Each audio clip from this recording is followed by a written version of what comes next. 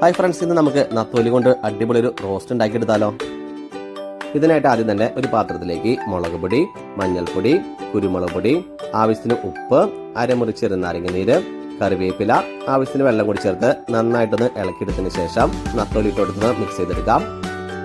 അടുത്തായിട്ടൊരു പാനിലേക്ക് വെളിച്ചെണ്ണ ഒഴിച്ചു കൊടുത്ത് ചൂടായി വരുന്ന സമയത്ത് മീൻ ഇട്ടെടുത്ത് തിരിച്ചും മറിച്ചിട്ടൊന്ന് നന്നായിട്ടൊന്ന് ഫ്രൈ ചെയ്തെടുക്കാം.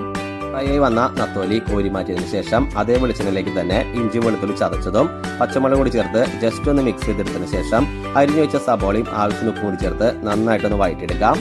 വഴണ്ടു വന്ന സബോളയിലേക്ക് മഞ്ഞൾപ്പൊടി, മല്ലിപ്പൊടി, സാധാരണ മുളക് പൊടി, കാശ്മീരി ചില്ലി പൗഡർ, ഗരം മസാല, കുരുമുളക് പൊടി, അരിഞ്ഞു വെച്ച തക്കാളി ഇട്ടെടുത്ത് നന്നായിട്ടൊന്ന് മെൽറ്റാക്കി എടുക്കാം.